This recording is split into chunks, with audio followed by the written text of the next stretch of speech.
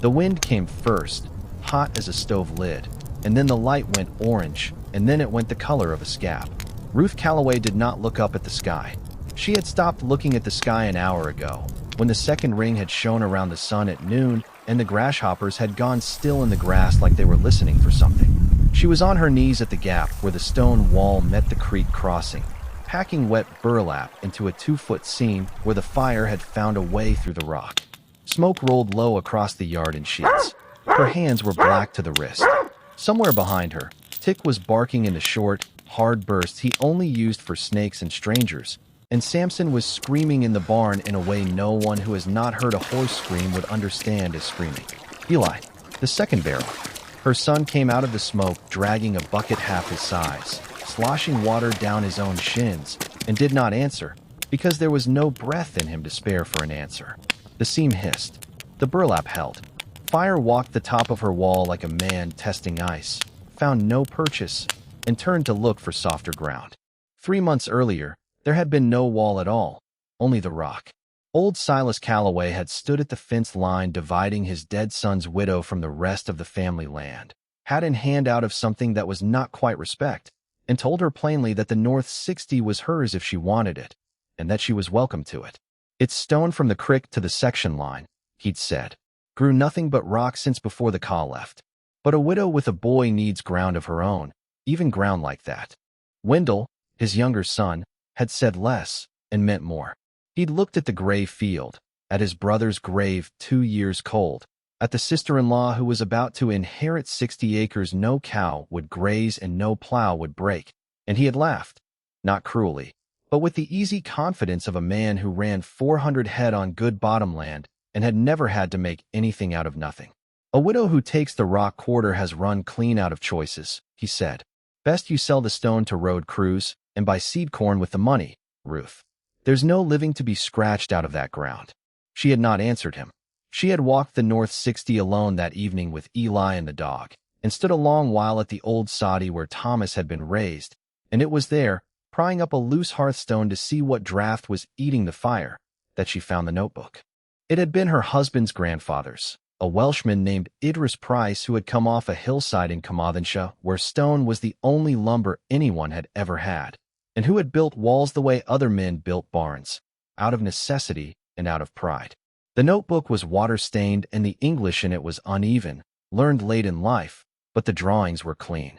A cross-section of a wall, batter angle marked in degrees, 78 from level, narrowing as it rose. Notes on through stones. Long flat rocks laid crosswise every 3 feet to bind the 2 faces of the wall together like ribs in a chest. A warning, underlined twice, footing below the frost line, or she builds you a grave marker, not a fence. Ruth copied the drawings onto a slate she nailed inside the barn door, and beneath them she chalked a single line. 0 of 340 rods. 340 rods of wall, by her figuring, to ring the home pasture, the kitchen garden, and the dooryard where the well and the root cellar stood, near enough to 1 mile and 1/10. She did not tell Wendell what the number meant. She did not tell anyone. Her first attempt was 11 feet long and stood 4 days. She had laid it too fast, harding the middle with loose rubble instead of packing it tight, skipping the through stones because she did not yet understand why a rock laid the wrong way was worse than no rock at all.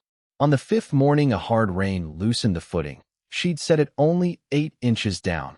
Not the 18 Idris Price's notebook called for below a Kansas frost line, and the whole section slumped sideways into the ditch like a drunk man sitting down. Wendell rode by that same afternoon, hat pushed back, and did not even trouble to dismount. There it is, he said, not smiling, which was somehow worse than smiling. Rock don't care how bad you want it to stand, Ruth. It falls the same for a widow as it does for anybody. She said nothing. She waited until his horse was small on the road before she knelt down at the collapsed section and put both hands flat on the loose stone, the way a person checks a fevered child's forehead, and thought only of the drawings. The fix took her 6 days.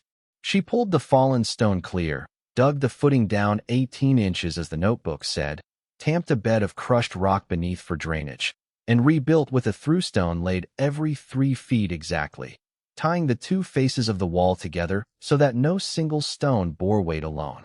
When it was done, she drove a length of twine taut along the top coping and let it hang slack for 2 full days as a test. If the wall settled even a quarter inch, the string would sag and tell her so. The string did not move. On the 3rd morning, she stood Samson broadside against the new section and let him lean his full 1,600 pounds into it, testing. The horse pushed. The wall did not. "There," she said, to no one, and chalked 11 rods onto the slate. By late June, she had 90 rods standing and had spent $41 of the 70 she'd been left, most of it on a borrowed stone-boat sledge, and $2 a week to a Comanche boy named Otis Fair who hauled fieldstone from the creek bed in exchange for supper and a place to sleep in the loft. The community had opinions, and the community, as communities do, gave them freely at church and at the mercantile. Hiram Ott, who kept the store, told anyone who'd listened that a woman building a mile of dry wall by hand was either the hardest worker in the county or the most foolish, and that he hadn't yet decided which. Mrs. Pruitt, 2 farms over, said it was a shame Silas hadn't given her decent bottomland instead of leaving her to break her back on rubble, and said it with enough sympathy that it stung worse than scorn would have. Deacon Fife allowed, from the pulpit, that the Lord helped those who helped themselves, but privately told his wife he gave the whole venture until first frost. There came a week in July when Ruth herself doubted it. A cloudburst undermined 9 rods near the low corner, water finding a badger's old den beneath the footing and washing out the fill, and she lost a full day's work and $11 in replacement labor before she caught herself sitting on an overturned bucket at dusk with her face in her hands, Eli standing close, but not touching her, the way the boy had learned to do since his father died. "Maybe Wendell's right," she said, mostly to the dark. Eli didn't answer with words. He picked up the smallest rock within reach, turned it twice in his hands to find its lie, and set it into the gap the way he'd watched her do it 100 times, flat side down, tight to its neighbors. It held. He looked at her. She wiped her face once, stood, and went back to work. By the 2nd week of August, the wall stood 260 rods, chalked plain on the barn slate, and she had begun, on Idris Price's advice scrawled in a margin she'd nearly missed, to plow and disc a bare strip 20 feet wide on the outer face of the wall, all the way around, ground scraped down to raw dirt, nothing left to burn. Wendell saw her doing it from the road and reined up. "Now you're fencing dirt too," he said. "Next you'll wall off the wind." "It's a firebreak," she said. It was the longest sentence she'd spoken to him in a year. "Ain't been a bad prairie fire through here in 6 seasons, Wendell said. "You're building for a ghost, Ruth." She kept plowing. The signs came in the last week of August, and every one of them was small enough to argue away, which is the nature of signs. The glass in Hiram Ott's barometer, the one he kept behind the counter more for show than for science, dropped low enough that he tapped it twice, thinking it stuck. The wind swung out of the southwest and stayed there 4 straight days, dry as a kiln, carrying no rain in it at all. Tick would not settle at night and paced the dooryard wall with his nose low, and Samson twice refused his stall, backing out snorting until Eli led him to a different corner of the barn altogether. On the last evening of August, a ring stood around the setting sun the color of a fresh bruise, and old Mrs. Pruitt's rheumatism, by her own report, had not ached that fierce in 9 years. Wendell rode past that same evening with 400 head to move to fresh grass, and no more urgency in him than usual.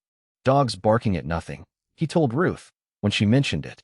"Horses barking at nothing too, only he does it with his feet. Man could go broke listening to animals, Ruth. Fire needs lightning or carelessness, and I've had neither." He had, in fact, both. A dry lightning strike 2 counties west 3 days prior, smoldering unseen in a slough of last year's grass until the wind found it and stood it up into flame, and it came across the open prairie the next afternoon at a running man's pace, faster in the tall grass than any rider could outrun it broadside. By the time the smoke smell reached Ruth's dooryard, the sky to the southwest had already gone the color of a scab, and she had already stopped looking at it, because there was nothing left to do but work. She'd fired the outer edge of her own break at dusk 2 days before, on Idris Price's oldest and plainest instruction: burn a strip yourself, under control, into the wind, so that when the real fire comes it finds nothing left to eat. And that backfired strip, black and cold now, lay like a moat between the wall and the oncoming flame. The rail fences on 3 neighboring farms, dry cedar posts, and split rails, went up within minutes of the fire's arrival and did nothing to slow it at all. The flames simply climbed them like kindling and walked on.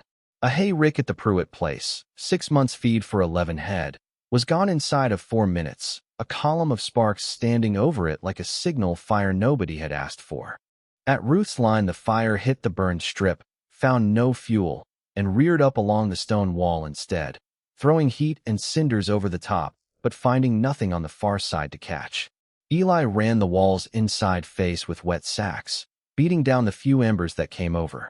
Tick worked the fence line ahead of them both, barking at every hot spot before either human eye found it. And it was the dog who found the gap. The creek crossing was the one place Ruth had left the wall open, a plain rail gate where stock crossed to water, and the fire came through that gap low and fast, riding the dry grass along the creek bank itself where no plow had reached. That was where Ruth knelt now, packing wet burlap and creek mud into the 2-foot seam. Eli beside her with the second water barrel, the fire testing the top of her wall on either side, and finding no way in but this one weak joint she had known about and never fixed, because there had not been time, because there is never enough time, because that is the nature of building anything worth building against a deadline you did not choose. The burlap held. The seam went from orange to black. The fire, denied its gap, curled back on itself along the burned strip and began, at last, to die for want of anything left to eat. It was in the last hard minutes of it that Wendell came through the smoke on foot because his horse had thrown him a half-mile back and bolted, his sleeve smoldering at the cuff, for 100 head scattered he knew not where, and no fence of his own left standing to shelter behind. He came over Ruth's stone wall at the low place by the gate, the very seam she had just packed shut, because it was the only wall in 3 miles still standing at all, and dropped into the black safety of her burned dooryard coughing smoke that was not entirely his own doing. She did not speak to him. She handed him a wet sack and pointed at a smoldering fence post 6 feet inside the line, and he beat it out without a word, because there was nothing left in him to argue with. By morning the fire had burned itself out along the creek to the north and the section road to the east, having found, everywhere it turned toward Ruth Calloway's ground, either black burned dirt or standing stone, and having found nowhere at all to pass through. 3 farms lost outbuildings. The Pruitts lost their hay and half a fence line. Ruth's North 60 stood scorched black on its outer face and green as spring on the inside of the wall, the garden untouched, the well intact, Samson lathered but alive in his stall, Tick asleep in the dooryard dust like the whole business had cost him nothing at all. Wendell stayed 3 days helping her reset the stones the heat had cracked, saying almost nothing about it, which for Wendell was itself a kind of speech. On the 4th morning he arrived at first light with his own wagon loaded down with fieldstone hauled from his own creek bottom, and began, without asking her leave or offering explanation, to extend her wall another 20 rods along the low pasture where his own cattle would need shelter from the next wind that came wrong. He did not say she had been right. He simply set a through stone every 3 feet, the way he had watched her do it, and did not once look up to see if she noticed. She noticed. By the following week the county had a name for what she'd built, and it was not the name Wendell had once used for it. The chalk slate on the barn door read 340 of 340 rods, and beneath it, in smaller letters Eli had added on his own, another figure. 3 barns, 1 fence line, 1 uncle. Come October, with the wall standing whole and the frost not yet down, Ruth Calloway was out at the low corner near the creek crossing alone, resetting a single coping stone the summer's heat had shifted a half-inch out of true. She worked it loose, turned it in her 2 hands to find its proper lie, and set it back flat and tight against its neighbors, the way she had learned to do from a dead man's notebook and 100 small failures nobody but her own family had ever seen. Stone did not care what anyone thought of the hands that laid it. She thought, tapping it once to seat it. It only cared whether it was laid true. She stood, brushed the dust from her knees, and went back to the house, and the wall stood behind her in the low autumn light.